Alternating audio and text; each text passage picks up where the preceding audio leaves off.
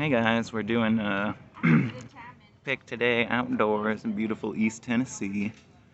I got this Brinks 60 millimeter padlock. Big old heavy boy. Works good. Nice and satisfying clunk when thing is open.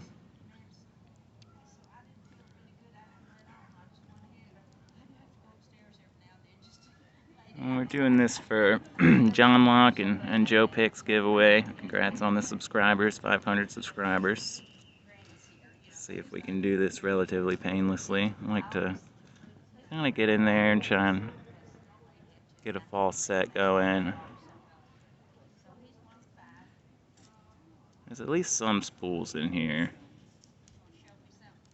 There's a false set.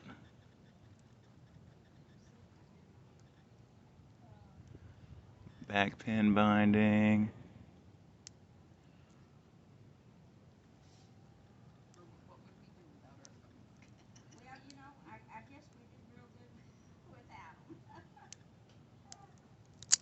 There we go.